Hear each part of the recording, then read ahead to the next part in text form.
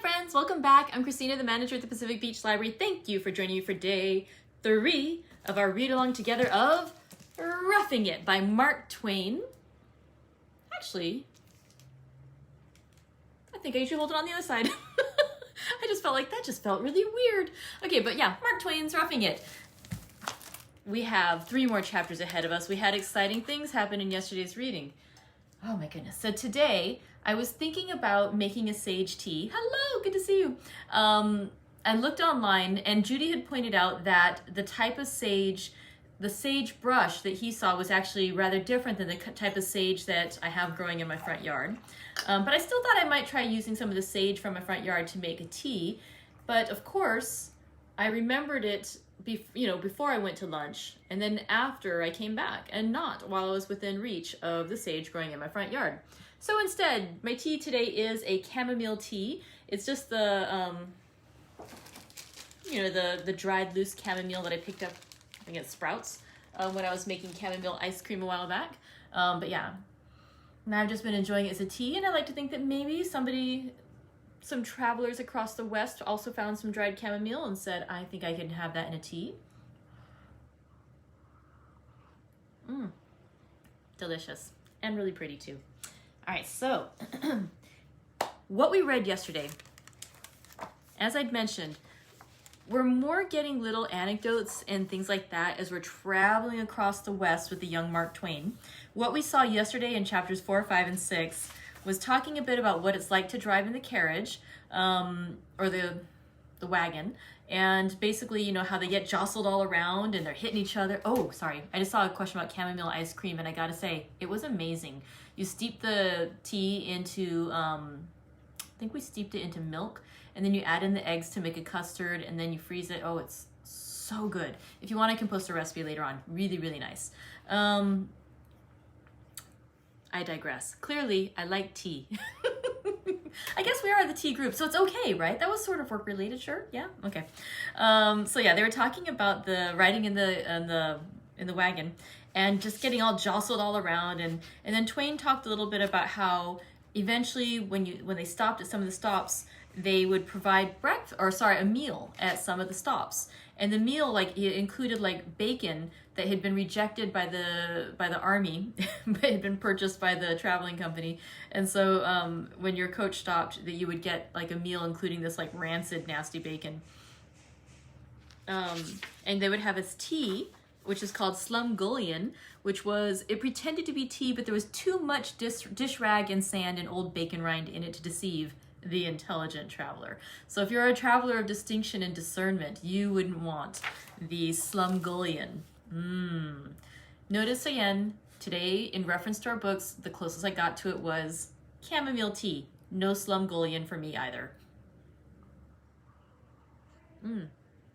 Okay, so the other thing I really liked in that first chapter too was he mentioned the Western Occidental way of speaking, that they would say things like, pass the bread, you son of a skunk. And he has a really nice little bit about how, I think that skunk wasn't the actual word, but all from from so many years away, I can't recall exactly what they would have said, son of a something else. And he says, besides, it was probably too strong for print. I will let you fill in whatever you think it could be. For those of us who are fans of Elf, clearly, son of a nutcracker. But, could it be something else? I don't know. He compares it to an excerpt from an article in the New York Times about how quickly one could travel via train that same distance that it took them many, many days to traverse via horse and carriage. In chapter 5, they talked a bit more about the traveling. They had the coyote. It's always interesting when they do these pronunciations because it's a coyote or a coyote, but it's just these, I don't know. It's just kind of funny sometimes when they have these little descriptions about it makes it sound so exotic. But he talks a lot about the coyote and just how it's a rather downcast looking animal, and he has a hard life. Finally, he talks a bit about the differing jobs on the in the stagecoach. There's the conductor, there's the driver, so there's and the division agent. There's these different responsibilities that people have. also gives a little hint about the lawlessness of the general era. Like, he sort of casually alludes to the fact that when sometimes when a hostler is acting up, the division agent just might have to see them and just, to teach them a little sense, to really get the point through their head, literally shoot them through the head and kill them dead. So to teach them a simple manner, if a club couldn't do it, then just so they would teach a subordinate anything that subordinately generally got it through his head. So if you couldn't figure it out yourself by logicking it out, you would get the bullet to help straighten it out through your brain. So interesting and tough times they were. They also talked too about, there was a gentleman named Mr. Ben Holliday who ran a stagecoach company, and he ends the little vignette about some folks who were traveling through the Holy Land. They were in Palestine, and he tells about a young man who's learning the story of Moses, who traveled for 40 years through the desert. And he says, what? 40 years? Only 300 miles? Ben Holliday would have got them through in 36 hours. So, there you go. How quick it could have been if only they'd had the better technology of the stagecoach and Ben Holliday. Would have been a little less interesting story there too, though. All right, so today we have chapters 7, 8, and 9. I did peek ahead. I can't help myself when I'm trying to figure out what we're going to read, but there are some odd little bits. And I might, if you guys don't mind, I might hold up the picture briefly. This will be a little bit like story time that I used to tell when I was a children's librarian. Not for all the drawings, because there's about 300 in the book, but there are a couple that are great. By the way, one of my favorite drawings from yesterday's reading, which I didn't share, was he was talking about how grooming habits, and how you might find a mirror that had a cracked little bit of glass here and a little bit there, so you could just kind of piece out your face, literally piece it out. And he was saying that there was a comb that was available that was hung on by a string, and you could use it, but he called it an heirloom, this comb, and you can see the comb. It is disgusting. You said it had matted hair on it from everywhere, but yeah, it's just, I don't know, the idea of an heirloom for a hair comb. Okay, I thought the pun was pretty good, but it was also just such a gross little drawing that it really illustrated well what he was talking about. So these drawings are fun, so I might show one or two of them as we go along, just because some of them are pretty great. Okay, chapter 7 of Roughing It by Mark Twain. It did seem strange enough to see a town again after what appeared to us such a long acquaintance with deep, still, almost lifeless and houseless solitude. We tumbled out into the busy street, feeling like meteoric people crumbled off the corner of some other world and wakened up suddenly in this. For an hour, we took as much interest in Overland City as if we had never seen a town before. The reason we had an hour to spare was because we had to change our stage for a less sumptuous affair, called a mud wagon, and transfer our freight of mails. Presently, we got underway again. We came to the shallow, yellow, muddy South Platte, with its low banks and its scattering flat sandbars and pygmy islands, a melancholy stream straggling through the center of the enormous flat plain, and only saved from being impossible to find with the naked eye by its sentinel rank of scattering trees standing on either bank. The Platte was up, they said, which made me wish I could see it when it was down, if it could look any sicker and sorrier. They said it was a dangerous stream to cross now, because its quicksands were liable to swallow up horses, coach, and passengers if an attempt was made to ford it. But the mails had to go, and we made the attempt. Once or twice in midstream, the wheels sunk into the yielding sands so threateningly that we half believed we had dreaded and avoided the sea all our lives, to be shipwrecked in a mud wagon in the middle of a desert at last. But we dragged through and sped away through the settling sun. Next morning, just before dawn, when about 550 miles from St. Joseph, our mud wagon broke down. We were to be delayed 5 or 6 hours, and therefore we took horses, by invitation, and joined a party who were just starting on a buffalo hunt. It was noble sport galloping over the plain in the dewy freshness of the morning, but our part of the hunt ended in disaster and disgrace, for a wounded buffalo bull chased the passenger Bemis nearly 2 miles, and then he forsook his horse and took to a lone tree. He was very sullen about the matter for some 24 hours, but at last he began to soften little by little, and finally he said, "Well, it was not funny, and there was no sense in those gawks making themselves so facetious over it. I tell you, I was angry in earnest for a while. I should have shot that long, gangly lubber they called Hank, if I could have done it without crippling 6 or 7 other people, but of course I couldn't. The old Allen's so confounded comprehensive. I wish those loafers had been up in the tree. They wouldn't have wanted to laugh so. If I had had a horse worth a cent. But no, the minute he saw that buffalo bull wheel on him and gave a bellow, he raised straight up in the air and stood on his heels. The saddle began to slip, and I took him round the neck and laid close to him and began to pray. Then he came down and stood up on the other end a while, and the bull actually stopped pawing sand and bellowing to contemplate the inhuman spectacle. Then the bull made a pass at him and uttered a bellow that sounded perfectly frightful. It was so close to me, and that seemed to literally prostrate my horse's reason and make a raving, distracted maniac of him. And I wish I may die if he didn't stand on his head for a quarter of a minute and shed tears. He was absolutely out of his mind. He was, as sure as truth itself, and he really didn't know what he was doing. Then the bull came charging at us, and my horse dropped down on all fours and took a fresh start.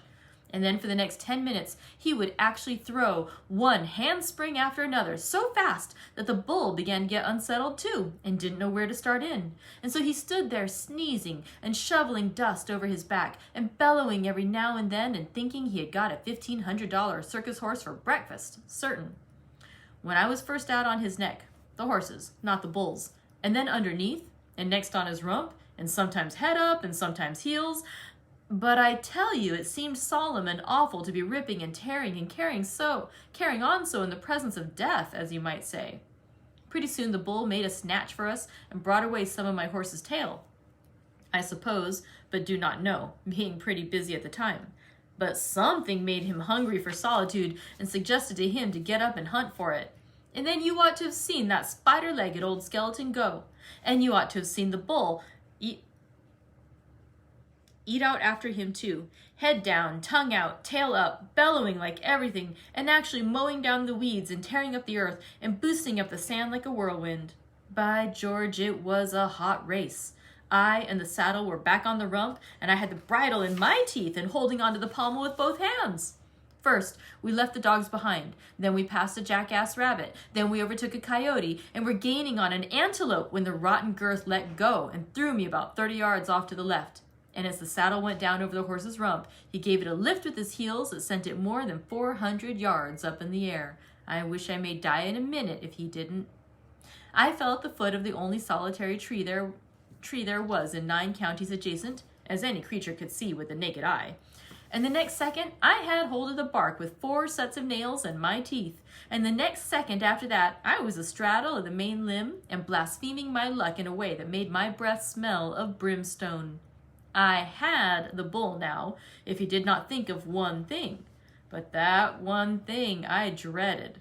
I dreaded it very seriously. There was a possibility that the bull might not think of it, but there were greater chances that he would. I made up my mind what I would do in case he did. It was a little over 40 feet to the ground from where I sat. I cautiously unwound the lariat from the pommel of my saddle. Your saddle! Did you take your saddle up in the tree with you? Take it up in the tree with me? Why, how you talk. Of course I didn't. No man could do that. It fell in the tree when it came down. Oh. Exactly? Certainly. I unwound the lariat and fastened one end of it to the limb. It was the very best green rawhide and capable of sustaining tons. I made a slip noose in the other end and then hung it down to see the length. It reached down 22 feet, halfway to the ground. I then loaded every barrel of the Allen with a double charge. I felt satisfied. I said to myself, if he never thinks of that one thing that I dread, all right.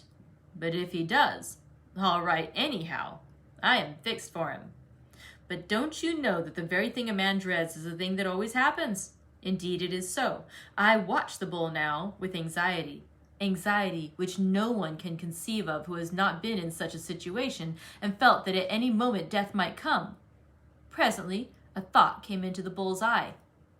I knew it, said I. If my nerves fail now, I am lost. Sure enough, it was just as I had dreaded. He started in to climb the tree. What? The bull? Of course. Who else? But a bull can't climb a tree. He can't, can he? Since you know so much about it, did you ever see a bull try? No, I never dreamt of such a thing. Well then, what is the use of your talking that way then? Because you never saw a thing done, is that any reason why it can't be done? Well, all right, go on. What did you do?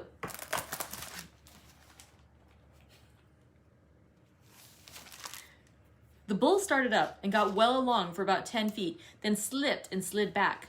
I breathed easier. He tried it again, got up a little higher, slipped again. But he came at it once more, and this time he was careful. He got gradually higher and higher, and my spirits went down more and more. Up he came, an inch at a time, and his eyes hot and his tongue hanging out.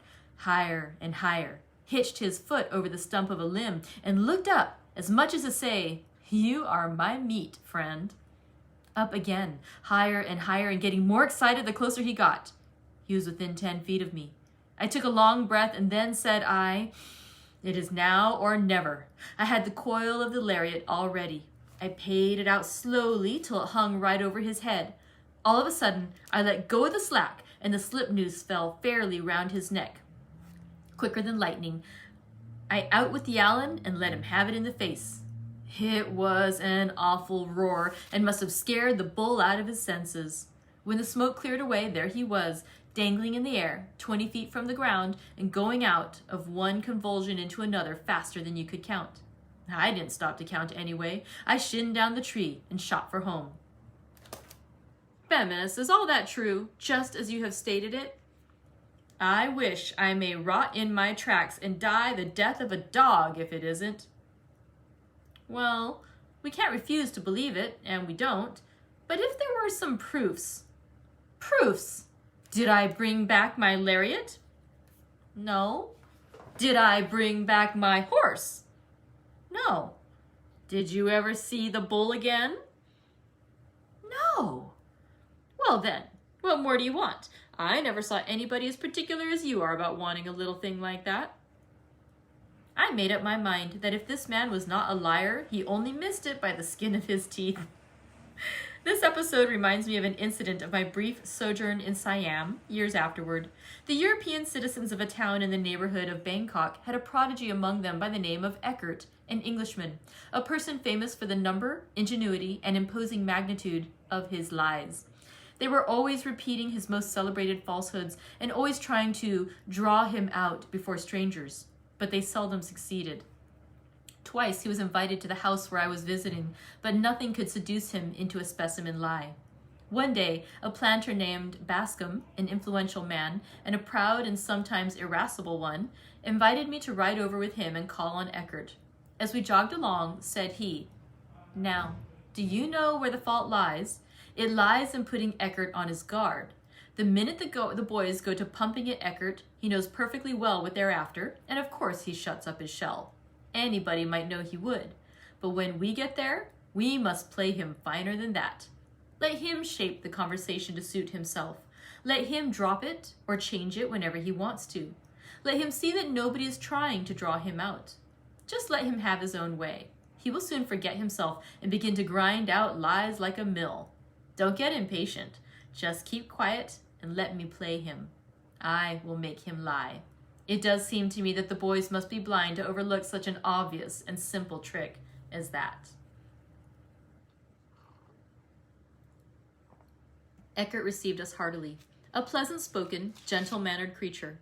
We sat in the veranda an hour, sipping English ale and talking about the king and the sacred white elephant, the sleeping idol, and all manners of things, and I noticed that my comrade never led the conversation himself or shaped it, but simply followed Eckert's lead, and betrayed no solicitude and no anxiety about anything. The effect was shortly perceptible. Eckert began to grow communicative. He grew more and more at his ease, and more talkative and sociable. Another hour passed in the same way, and then all of a sudden Eckert said, "Oh, by the way, I came near forgetting. I have got a thing here to astonish you. Such a thing as neither you nor any other man ever heard of. I've got a cat that will eat coconut, common green coconut, and not only eat the meat, but drink the milk. It is so. I'll swear to it. A quick glance from Bascom, a glance that I understood, then, why, bless my soul, I never heard of such a thing. Man, it is impossible. I knew you would say it. I'll fetch the cat. He went in the house. Bascom said, There, what did I tell you? Now, that is the way to handle Eckert. You see, I have petted him along patiently and put his suspicions to sleep. I am glad we came. You tell the boys about it when you go back. Cat eat a coconut. Oh my. Now, that is just his way exactly. He will tell the absurdest lie and trust to luck to get him out of it again. Cat eat a coconut. The innocent fool. Eckert approached with his cat, sure enough. Bascom smiled. Said he, I'll hold the cat. You bring a coconut. Eckert split one open and chopped up the pieces. Bascom smuggled a wink to me and proffered a slice of the fruit to Puss. She snatched it, swallowed it ravenously, and asked for more. We rode our 2 miles in silence and wide apart. At least I was silent, though Bascom cuffed his horse and cursed him a good deal, notwithstanding the horse was behaving well enough. When I branched off homeward, Bascom said, Keep the horse till morning, and you need not speak of this foolishness to the boys.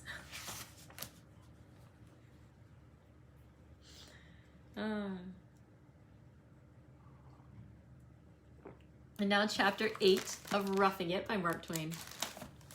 In a little while, all interest was taken up in stretching our necks and watching for the Pony Rider, the fleet messenger who sped across the continent from St. Joe to Sacramento, carrying letters 1,900 miles in 8 days. Think of that for perishable horse and human flesh and blood to do. The Pony Rider was usually a little bit of a man, brimful of spirit and endurance. No matter what time of the day or night his watch came on, and no matter whether it was winter or summer, raining, snowing, hailing, or sleeting, or whether his beat was a level straight road or a crazy trail over mountain crags and precipices, or whether it led through peaceful regions or regions that swarmed with hostile Indians, he must be always ready to leap into the saddle and be off like the wind. There was no idling time for a pony rider on duty. He rode 50 miles without stopping, by daylight, moonlight, starlight, or through the blackness of darkness, just as it happened. He rode a splendid horse that was born for a racer and fed and lodged like a gentleman, kept him at his utmost speed for 10 miles, and then, as he came crashing up to the station where stood 2 men holding fast a fresh, impatient steed, the transfer of rider and mailbag was made in the twinkling of an eye, and away flew the eager pair and were out of sight before the spectator could get hardly the ghost of a look. Both rider and horse went flying light. The rider's dress was thin and fitted close. He wore a roundabout and a skull cap, and tucked his pantaloons into his boot tops like a race rider. He carried no arms. He carried nothing that was not absolutely necessary, for even the postage on his literary freight was worth $5 a letter. He got but little frivolous correspondence to carry. His bag had business letters in it mostly. His horse was stripped of all unnecessary weight, too. He wore a little wafer of a racing saddle and no visible blanket. He wore light shoes, or none at all. The little flat mail pockets strapped under the rider's thighs would each hold about the bulk of a child's primer. They held many and many an important business chapter and newspaper letter, but these were written on paper as airy and thin as gold leaf, nearly, and thus bulk and weight were economized. The stagecoach traveled about 100 to 125 miles a day, 24 hours. The Pony Rider, about 250. There were about 80 pony riders in the saddle all the time, night and day, stretching in a long, scattering procession from Missouri to California, 40 flying eastward and 40 towards the west, and among them making 400 gallant horses earn a stirring livelihood and see a deal of scenery every single day in the year. We had had a consuming desire, from the beginning, to see a pony rider, but somehow or other all that passed us and all that met us managed to streak by in the night, and so we heard only a whiz and a hail, and the swift phantom of the desert was gone before we could get our heads out of the windows. But now we were expecting one along every moment, and would see him in broad daylight. Presently the driver exclaims, "Here he comes!" Every neck is stretched further, and every eye strained wider. Away across the endless dead level of the prairie, a black speck appears against the sky, and it is plain that it moves. Well, I should think so. In a second or two, it becomes a horse and rider, rising and falling, sweeping towards us nearer and nearer, growing more and more distinct, more and more sharply defined. Nearer and still nearer, and the flutter of the hooves comes faintly to the ear. Another instant, a whoop and a hurrah from our upper deck, a wave of the rider's hand, but no reply, and man and horse burst past our excited faces and go winging away like a belated fragment of a storm. So sudden is it all, and so like a flash of unreal fancy, that but for the flake of white foam left quivering and perishing on a mail sack after the vision had flashed by and disappeared, we might have doubted whether we had seen any actual horse and man at all, maybe. We rattled through Scott's Bluffs Pass by and by. It was along here somewhere that we first came across genuine and unmistakable alkali water in the road, and we cordially hailed it as a first-class curiosity, and a thing to be mentioned with éclat in letters to the ignorant at home. This water gave the road a soapy appearance, and in many places the ground looked as if it had been whitewashed. I think the strange alkali water excited us as much as any wonder we had come upon yet, and I know we felt very complacent and conceited, and better satisfied with life after we had added seen, and some other people had not. Sort of simpletons as those who climb unnecessarily the perilous peaks of Mont Blanc and the Matterhorn, and derive no pleasure from it except the reflection that it isn't a common experience.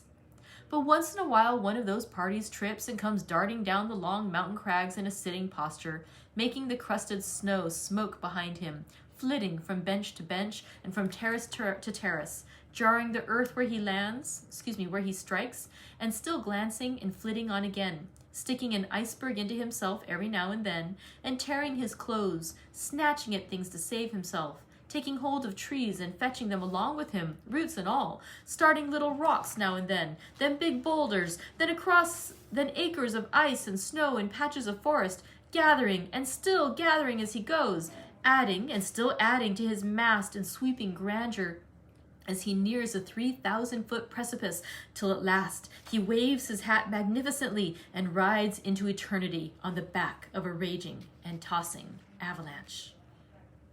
This is all very fine, but let us not be carried away by excitement, but ask calmly, how does this person feel about it in his cooler moments next day, with 6,000 or 7,000 feet of snow and stuff on top of him?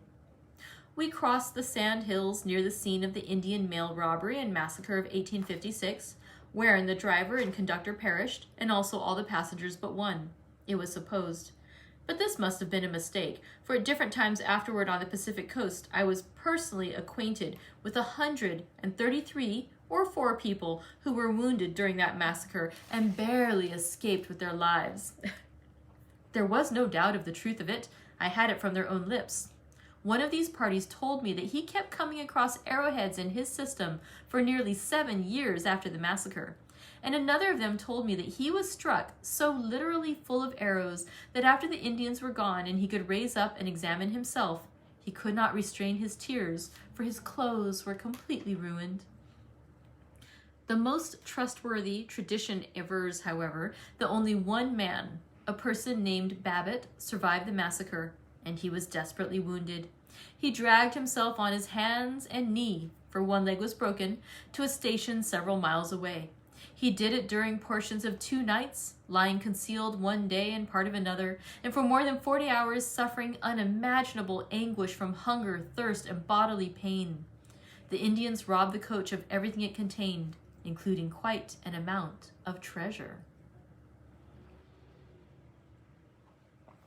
All right, now chapter 9. We passed Fort Laramie in the night, and on the 7th morning out, we found ourselves in the Black Hills, with Laramie Peak at our elbow, apparently, looming vast and solitary, a deep, dark, rich indigo blue in hue, so portentously did the old colossus frown upon his beetling brows of storm cloud. He was 30 or 40 miles away, in reality, but he only seemed removed a little beyond the low ridge at our right. We breakfasted at Horseshoe Station, 676 miles out from St. Joseph.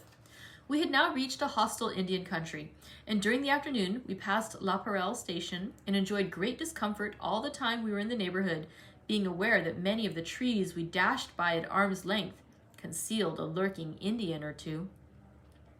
During the preceding night, an ambushed savage had sent a bullet through the Pony Rider's jacket, but he had ridden on just the same, because Pony Riders were not allowed to stop and inquire into such things, except when killed. As long as they had life enough left in them, they had to stick to the horse and ride, even if the Indians had been waiting for them a week and were entirely out of patience. About 2 hours and a half before we arrived at La Parelle station, the keeper in charge of it had fired 4 times at an Indian, but he said with an injured air that the Indian had skipped around so's to spile everything, and ammunition's blamed scarce, too. The most natural inference conveyed by his manner of speaking was that in skipping around, the Indian had taken an unfair advantage. The coach we were in had a neat hole through its front, a reminiscence of its last trip through this region. The bullet that made it wounded the driver slightly, but he did not mind it much. He said the place to keep a man huffy was down on the southern overland among the Apaches before the company moved the stage line up to the northern route. He said the Apaches used to annoy him all the time down there, and that he came as near as anything to starving to death in the middle of abundance because they kept him so leaky with bullet holes that he couldn't hold his victuals. This person's statement were not generally believed. We shut the blinds down very tightly that first night in the hostile Indian country and lay on our arms. We slept on them some, but most of the time we only lay on them. We did not talk much, but kept quiet and listened. It was an inky black night and occasionally rainy. We were among woods and rocks, hills and gorges, so shut in fact, that when we peeped through a chink in a curtain, we could discern nothing. The driver and conductor on top were still, too, or only spoke at long intervals, in low tones, as is the way of men in the midst of invisible dangers. We listened to raindrops pattering on the roof, and the grinding of the wheels through the muddy gravel, and the low wailing of the wind, and all the time we had that absurd sense upon us, inseparable from travel at night in a close-curtained vehicle, the sense of remaining perfectly still in one place, notwithstanding the horses and the grinding of the wheels. We listened a long time with intent faculties and bated breath. Every time one of us would relax and draw a long sigh of relief and start to say something, a comrade would be sure to utter a sudden "Hark!" And instantly the experimenter was rigid and listening again. So the tiresome minutes and decades of minutes dragged away, until at last our tense forms filmed over with a dulled consciousness, and we slept, if one might call such a condition by so strong a name, for it was a sleep set with the hair trigger. It was a sleep seething and teeming with a weird and distressful confusion of shreds and fag ends of dreams, a sleep that was chaos. Presently, dreams and sleep and the sullen hush of the night were startled by a ringing report and cloven by such a long, wild, agonizing shriek. Then we heard, 10 steps from the stage, "Help! Help! Help!" It was our driver's voice. "Kill him! Kill him like a dog! I'm being murdered! Will no man lend me a pistol? Look out! Head him off! Head him off!" 2 pistol shots. A confusion of voices and the trampling of many feet, as if a crowd were closing and surging together around some object. Several heavy, dull blows, as with a club. A voice that said appealingly, "Don't, gentlemen! Please don't! I'm a dead man!" Then a fainter groan and another blow, and away sped the stage into the darkness and left the grisly mystery behind us. What a startle it was! 8 seconds would amply cover the time it occupied. Maybe even 5 would do it. We only had time to plunge at a curtain and unbuckle and unbutton part of it in an awkward and hindering flurry when our whip cracked sharply overhead and we went rumbling and thundering away down a mountain grade. We fed on that mystery the rest of the night. What was left of it, for it was waning fast. It had to remain a present mystery, for all we could get from the conductor in answer to our hails was something that sounded, through the clatter of the wheels, like, "Tell you in the morning." So we lit our pipes and opened the corner of a curtain for a chimney and lay there in the dark, listening to each other's story of how he first felt and how many thousand Indians he first thought had hurled themselves upon us and what his remembrance of the subsequent sounds was and the order of their occurrence. And we theorized too, but there was never a theory that would account for our driver's voice being out there, nor yet account for his Indian murderers talking such good English, if they were Indians. So we chatted and smoked the rest of the night comfortably away, our boding anxiety being somehow marvelously dissipated by the real presence of something to be anxious about. We never did get much satisfaction about that dark occurrence.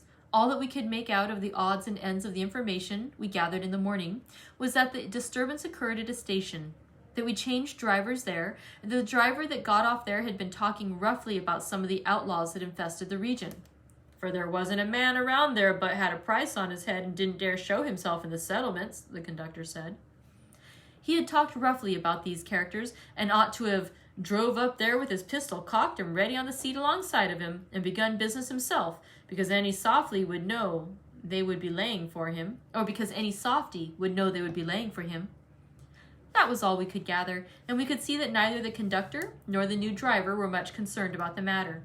They plainly had little respect for a man who would deliver offensive opinions of people and then be so simple as to come into their presence unprepared to back his judgment, as they pleasantly phrased the killing of any fellow being who did not like said opinions.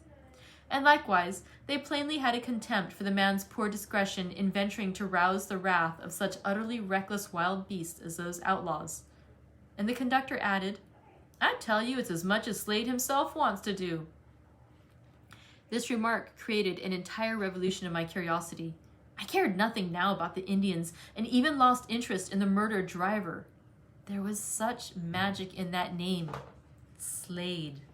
Day or night now, I stood always ready to drop any subject in hand, to listen to something new about Slade and his ghastly exploits.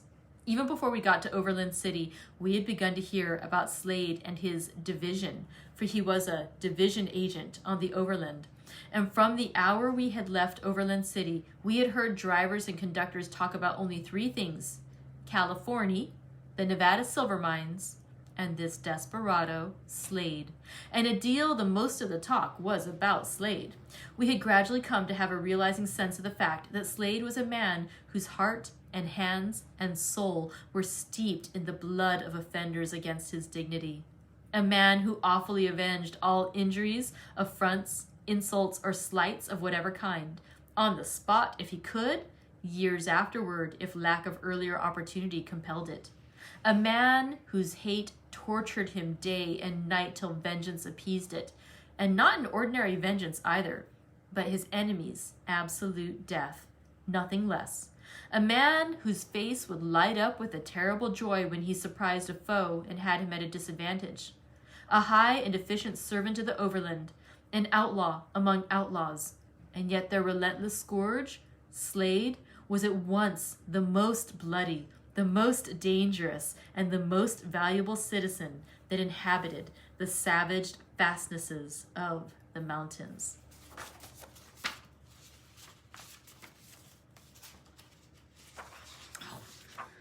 Oh, I think we're going to read one more chapter. I want to know if we get to Slade.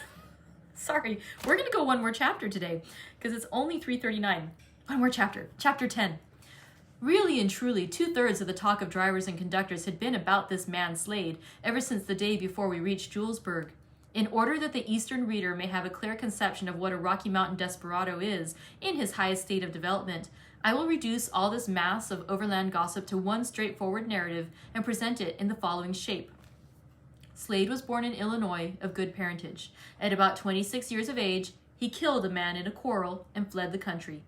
At St. Joseph, Missouri, he joined one of the early California-bound emigrant trains and was given the post of train master. One day on the plains, he had such an angry dispute with one of his wagon drivers, and both drew their revolvers. But the driver was the quicker artist and had his weapon cocked first. So Slade said it was a pity to waste life on so small a matter, and proposed that the pistols be thrown on the ground and the quarrel settled by a fist fight. The unsuspecting driver agreed and threw down his pistol, whereupon Slade laughed at his simplicity and shot him dead. He made his escape and lived a wild life for a while, dividing his time between fighting Indians and avoiding an Illinois sheriff who had been sent to arrest him for his first murder. It is said that in one Indian battle, he killed 3 savages with his own hand and afterward cut their ears off and sent them, with his compliments, to the chief of the tribe. Slade soon gained a name for fearless resolution, and this was sufficient merit to procure for him the important post of Overland Division Agent at Julesburg, in place of Mr. Jules, removed. For some time previously, the company's horses had been frequently stolen and the coaches delayed by gangs of outlaws who were wont to laugh at the idea of any man's having the temerity to resent such outrages. Slade resented them promptly. The outlaws soon found that the new agent was a man who did not fear anything that breathed the breath of life. He made short work of all offenders. The result was that delays ceased, the company's property was let alone, and no matter what happened or who suffered, Slade's coaches went through, every time. True, in order to bring about this wholesome change, Slade had to kill several men. Some say 3, others say 4, and others 6. But the world was the richer for their loss. The first prominent difficulty he had was with the ex-agent Jules, who bore the reputation of being a reckless and desperate man himself. Jules hated Slade for supplanting him, and a good fair occasion for a fight was all he was waiting for. By and by, Slade dared to employ a man whom Jules had once discharged. Next, Slade seized a team of stage horses which he accused Jules of having driven off and hidden somewhere for his own use. War was declared, and for a day or two the 2 men walked warily about the streets, seeking each other, Jules armed with a double-barreled shotgun, and Slade with his history-creating revolver. Finally, as Slade stepped into a store, Jules poured the contents of his gun into him from behind the door. Slade was plucked, and Jules got several bad pistol wounds in return. Then both men fell and were carried to their respective lodgings, both swearing that better aim should do deadlier work next time. Both were bedridden a long time, but Jules got on his feet first, and gathering his possessions together, packed them on a couple of mules, and fled to the Rocky Mountains to gather strength and safety against the day of reckoning. For many months he was not seen or heard of, and was gradually dropped out of the remembrance of all save Slade himself. But Slade was not the man to forget him. On the contrary, common reports said that Slade kept a reward standing for his capture, dead or alive. After a while, seeing that Slade's energetic administration had restored peace and order to one of the worst divisions of the road, the Overland Stage Company transferred him to the Rocky Ridge Mountain in the Rocky Mountains to see if he could perform a like miracle there. It was the very paradise of outlaws and desperados. There was absolutely no semblance of law there. Violence was the rule. Force was the only recognized authority.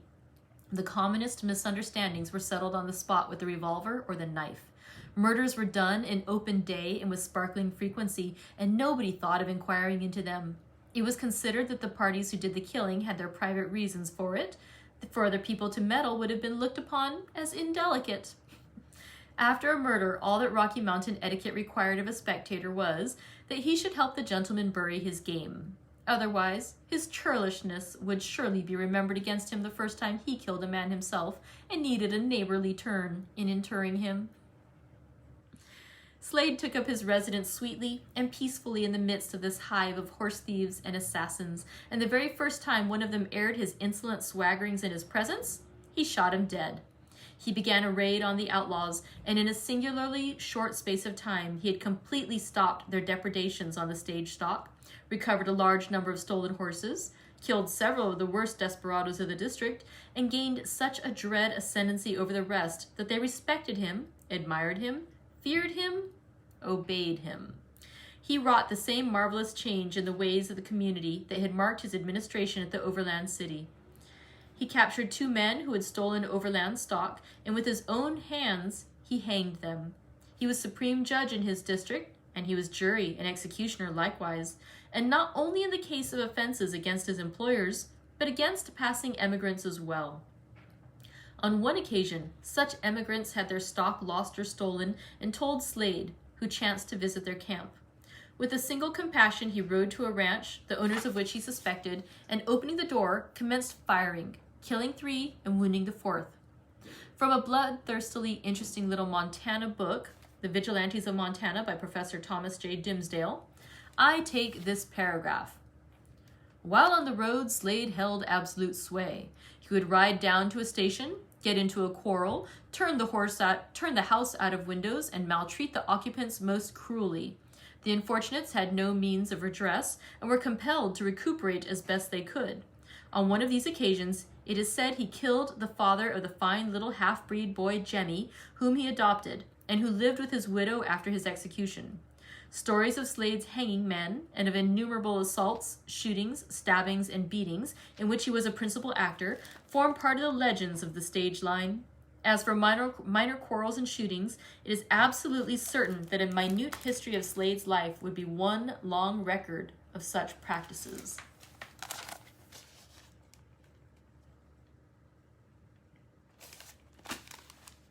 Slade was a matchless marksman with a Navy revolver. The legends say that one morning at Rocky Ridge, when he was feeling comfortable, he saw a man approaching who had offended him some days before.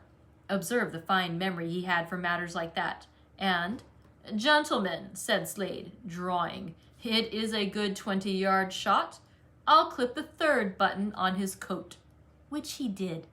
The bystanders all admired it, and they all attended the funeral too. On one occasion, a man who kept a little whiskey shelf at the station did something which angered Slade, and went and made his will. A day or two afterwards, Slade came in and called for some brandy. The man reached under the counter, ostensibly to get a bottle, possibly to get something else. But Slade smiled upon him that peculiarly bland and satisfied smile of his, which the neighbors had long ago learned to recognize as a death warrant in disguise, and told him to, none of that, pass out the high-priced article.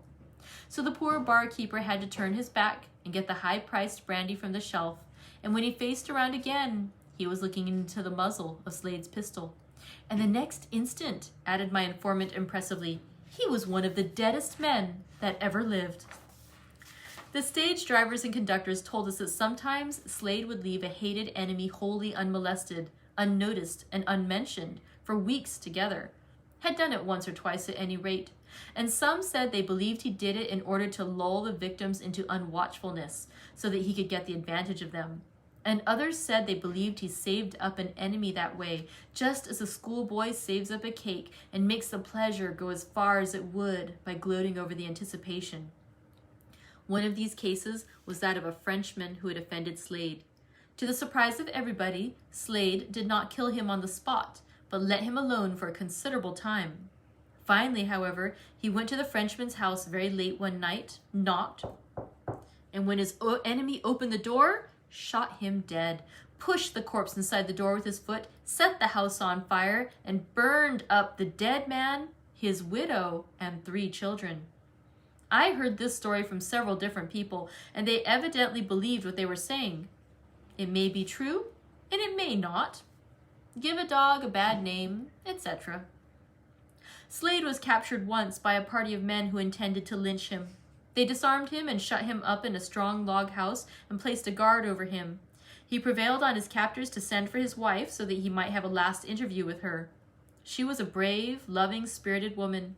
She jumped on a horse and rode for life and death.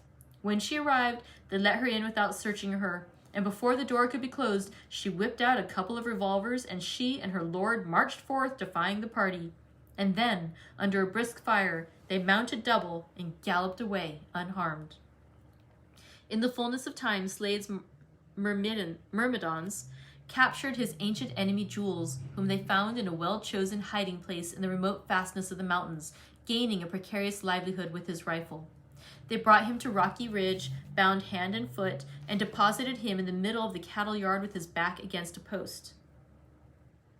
It is said that the pleasure that lit Slade's face when he heard of it was something fearful to contemplate. He examined his enemy to see that he was securely tied, and then went to bed, content to wait till morning before enjoying the luxury of killing him. Jules spent the night in the cattle yard, and it is a region where warm nights are never known.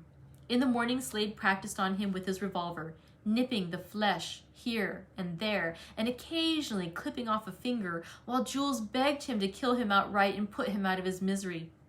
Finally, Slade reloaded, and walking up close to his victim, made some characteristic remarks, and then dispatched him. The body lay there half a day, nobody venturing to touch it without orders, and then Slade detailed a party and assisted at the burial himself. But he first cut off the dead man's ears and put them in his vest pocket, where he carried them for some time with great satisfaction. That is the story, as I have frequently heard it told and seen it in print in California newspapers. It is doubtless correct in all essential particulars. In due time, we rattled up to a stage station and sat down to breakfast with a half-savage, half-civilized company of armed and bearded mountaineers, ranchmen, and station employees. The most gentlemanly appearing, quiet, and affable officer we had yet found along the road in the Overland Company service was the person who sat at the head of the table at my elbow. Never youth stared and shivered as I did when I heard them call him Slade. Here was romance, and I sitting face to face with it, looking upon it, touching it, hobnobbing with it, as it were. Here, right by my side, was the actual ogre who, in fights and brawls and various ways, had taken the lives of 26 human beings. Or all men lied about him. I suppose I was the proudest stripling that ever traveled to see strange lands and wonderful people. He was so friendly and so gentle-spoken that I warmed to him in spite of his awful history. It was hardly possible to realize that this pleasant person was the pitiless scourge of the outlaws, the raw head and bloody bones the nursing mothers of the mountains terrified their children with. And to this day, I can remember nothing remarkable about Slade except that his face was rather broad across the cheekbones, and that the cheekbones were low and the lips peculiarly thin and straight. But that was enough to leave something of an effect upon me, for since then I seldom see a face possessing those characteristics without fancying that the owner of it is a dangerous man. The coffee ran out. At least it was reduced to 1 tin cup full, and Slade was about to take it when he saw that my cup was empty. He politely offered to fill it, but although I wanted it, I politely declined. I was afraid he had not killed anybody that morning and might be needing diversion, but still, with firm politeness, he insisted on filling my cup and said I had traveled all night and deserved it better than he. And while he talked, he placidly poured the fluid to the last drop. I thanked him and drank it, but it gave me no comfort, for I could not feel sure that he would not be sorry, presently, that he had given it away, and proceed to kill me to distract his thoughts from the loss. But nothing of the kind occurred. We left him with only 26 dead people to account for, and I felt a tranquil satisfaction in the thought that in so judiciously taking care of number 1 at that breakfast table, I had pleasantly escaped being number 27. Slade came out to the coach and saw us off, first ordering certain rearrangements of the mailbags for our comfort, and then we took leave of him, satisfied that we should hear of him again some day, and wondering in what connection. Well, I had to throw in the extra chapter because I was dying to know what was going on with the story of Slade. So thank you for bearing with me today. We read 4 chapters instead of 3. I saw a note from Nicole asking if there was a copy of a map available in the book. I will look and see. I did not see a map when I first, that I've seen so far in the section I've already read, but I will skip ahead and see if there's another map, and if not, I'm sure I can find a map online. So I'll post that if possible in our page. So thank you very much for joining me today. I will update the little listing to show that we actually read 4 chapters instead of 3. Thank you for joining me for our bonus, and I will look forward to seeing you next week for more reading from Roughing It by Mark Twain. Hope you have a great weekend. Bye.